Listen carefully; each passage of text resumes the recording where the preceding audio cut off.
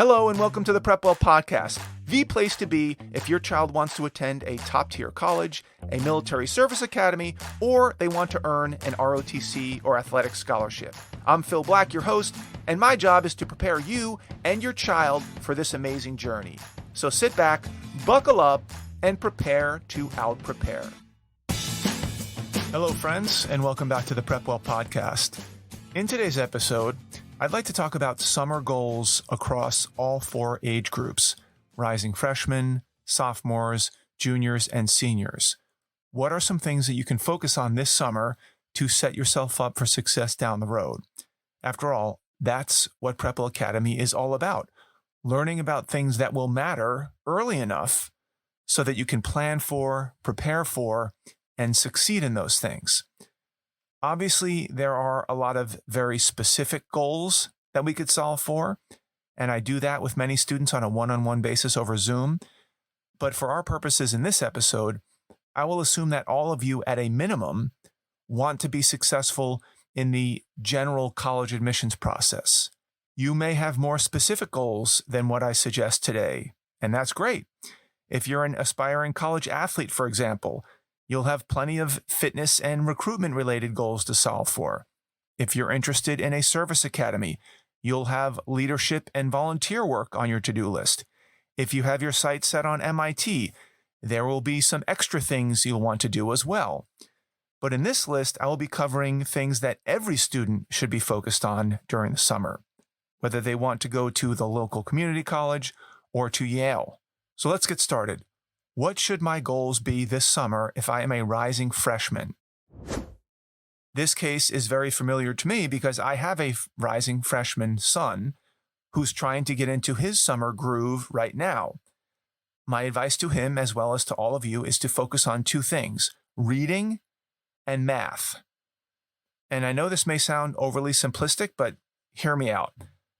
First off, let's address the why. Why read and keep up your math over the summer?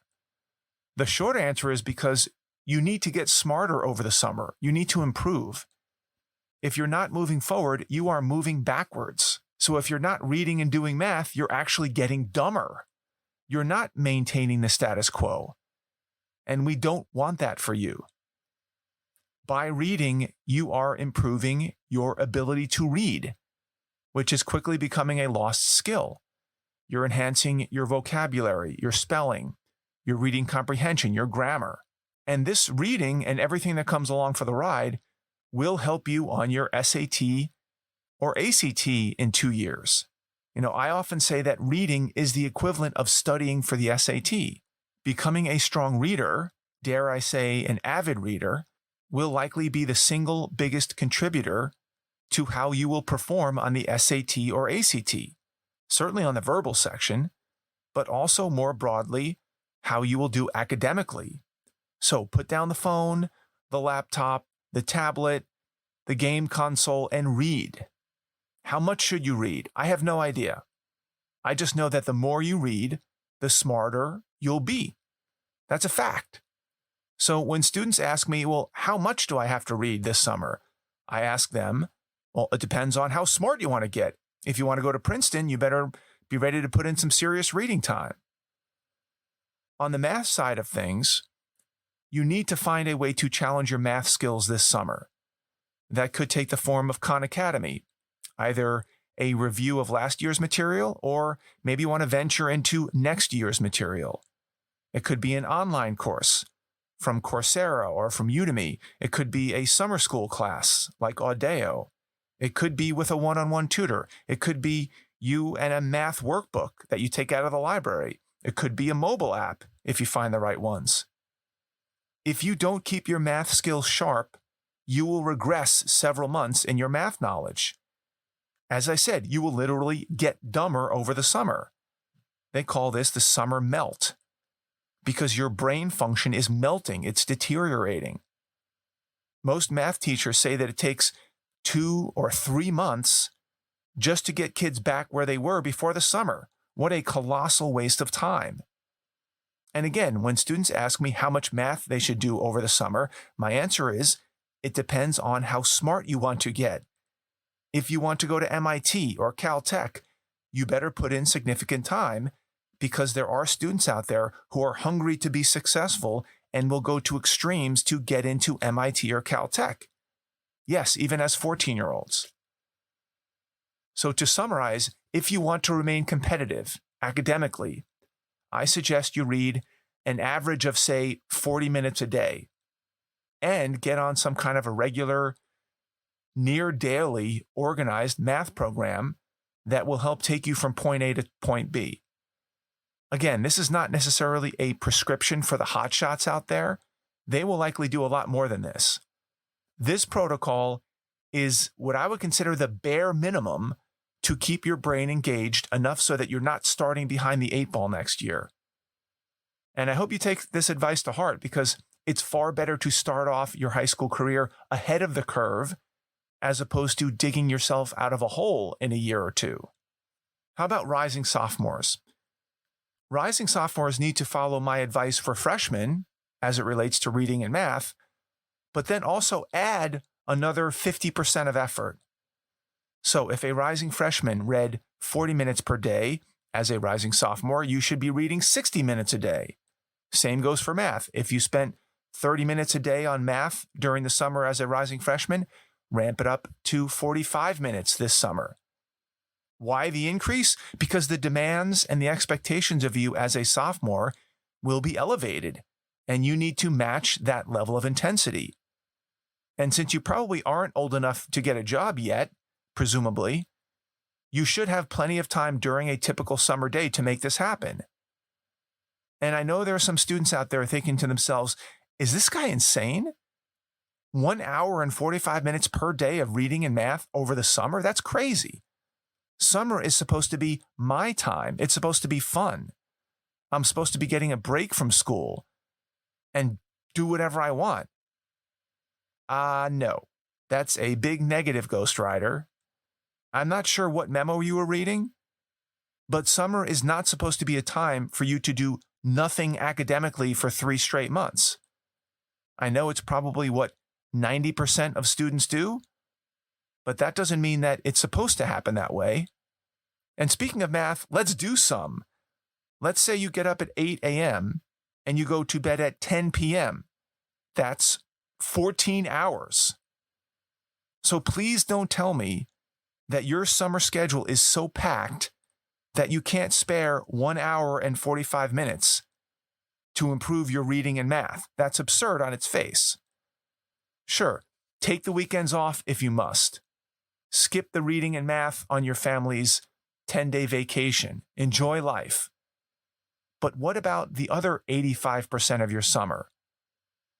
I can almost guarantee that you can find a pocket of 1 hour and 45 minutes, 5 days a week, to get ahead on reading and math. I challenge you to find me a student who can't make this happen. Again, I'm not saying it's easy. I'm not even suggesting that you should be jumping for joy and chomping at the bit every morning to get up and get your studying in. Yes, it may not be exactly what you want to do over the summer. Oh well, what's your point? Do you always get to do every single thing you want to do at all times? 12 hours and 15 minutes of free time every day just isn't enough for you? I don't think so. In addition to the baseline reading and math, I would like rising sophomores to take on some kind of personal project over the summer as well that helps them to explore an interest of theirs. Let's say you're interested in business. Okay, well, what are a few things that you could do to further explore this budding interest? Play video games, swipe and scroll on your phone, hang out at the mall, watch movies? Probably not. Maybe there are some things related to business that you could look into, such as taking an online accounting course, or a real estate course, or a data science course. Learn how to use Excel spreadsheets. Enter an investing competition online with some notional amount of money. Follow podcasts like How I Built This or Gary Vee. Read books on business like Principles by Ray Dalio, if you're interested in investing. And you could study episodes of Shark Tank. You could enter a business plan contest. You could volunteer at a nonprofit. something, anything that will get you a little bit closer to knowing whether or not you actually like business and maybe what kind of business. How about rising juniors? This is an easy one. I would spend half of July and most of August studying for the SAT or the ACT.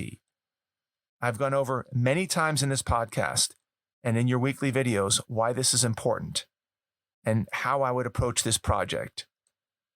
Just a quick recap. I would right now take a practice SAT and ACT in consecutive weekends.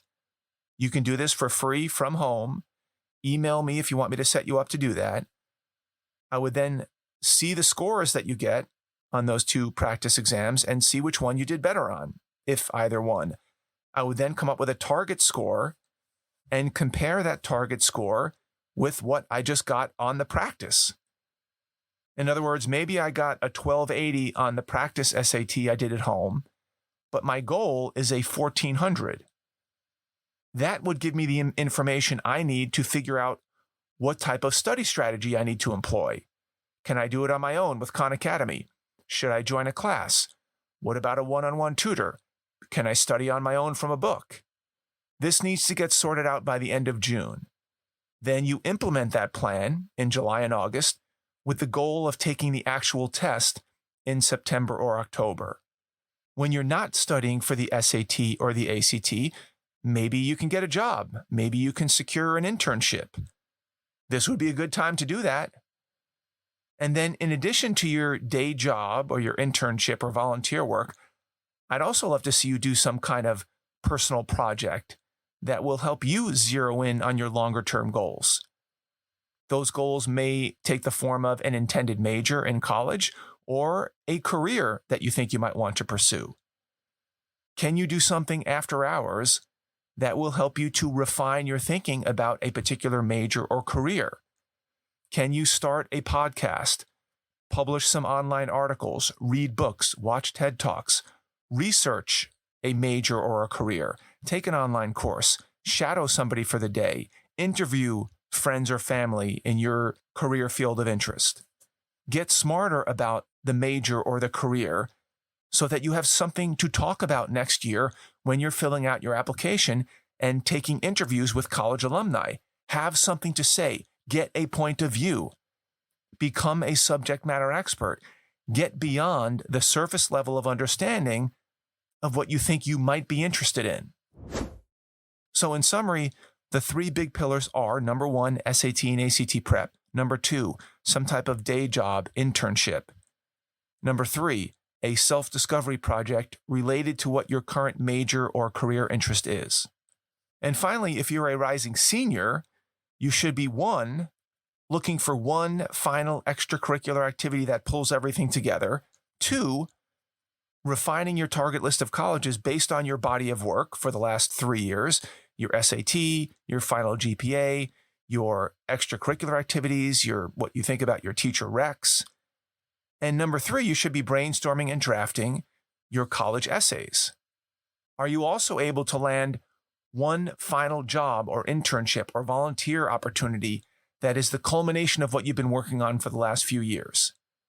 That's not always easy to find, but it would be ideal. For example, let's say you've always wanted to go into medical research. Maybe you were able to land a job working for a doctor at a local college, helping with research and writing for some grant proposal. That would be excellent. It would be a great use of your time because it's very relevant for what you want to do in college and beyond. It certainly would be better than working at In-N-Out. Not that there's anything wrong with that, but you should be doing something. And now that you have a good idea of where you are with your grades and your SAT score and your AP scores, your letters of recommendation, your extracurricular activities, you should be able to assess what tier of colleges you should be considering. Is it going to be Harvard or Connecticut College? Is it MIT? Is it Cal Poly? This summer is when you begin to build that list. And lastly, you need to get a jump on your college application, particularly the essays. You should be brainstorming, drafting, redrafting, editing, and getting ahead of the curve. the beginning of senior year will be very busy, and you will not want to wait until school to start your applications. Because remember, if you apply early to a college, which you will likely do, that means your entire application needs to be done by about October, because November 1st is the deadline. That's why you need to get cracking on it right now. In summary, a rising senior should be focusing on one final extracurricular activity that pulls everything together and tells a great story about where you're headed. Number 2, building your college list. And number 3, getting as far ahead as possible on the application and the essays. All right, that wraps up preparation ideas for each of the high school years. I hope these give you a little bit of an extra push and motivation to get your summer game on before we get too much deeper into the season. Remember, these are baseline tasks that you should be doing for each of these stages of high school. The higher the ambition, the more selective colleges you're shooting for, these things need to be taken to yet another level. And if you need help customizing these tasks for your particular situation, I'd be happy to get on a one-on-one call with you and help you sort out and map out some of these finer points. That's all I've got for you today, folks. Thank you for tuning in. Thank you for your continued support. In case you didn't know, this podcast supports PrepWell Academy's online mentoring program, where high schoolers and their parents receive weekly videos from me where I break down important topics and give timely advice about college admissions, particularly for top-tier colleges, service academies, and for ROTC and athletic scholarships. Many parents who listen to this podcast already have their high schoolers enrolled in PrepWell Academy, which is great. If you don't yet, please consider enrolling them. Registration is only open during freshman or sophomore year. After that, we no longer accept new students. So if you have a freshman or a sophomore in high school and you like what you're hearing in these podcasts and you'd like to get more content like this, tailored specifically for your child, for their specific grade with their specific goals in mind, go to PrepWellAcademy.com and enroll today. If you know a parent with a middle schooler or high schooler that might find this helpful, please share the episode with them. And give us a rating too if you get a chance. Word of mouth and positive ratings help our podcast reach a much wider audience. If you have questions, comments, or an idea for an upcoming episode, please reach out to me by email, DM me on Instagram, check out our blog, our Facebook page, connect with me on LinkedIn. I would love to hear from you. Until next week, goodbye, good luck, and never stop preparing.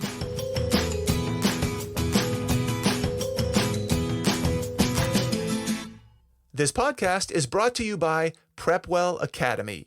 PrepWell Academy is my one-of-a-kind online mentoring program that delivers to your 9th or 10th grader a short, highly relevant video from me every week, every Sunday, in fact, where I give them a heads up about what they should be thinking about to stay ahead of the game.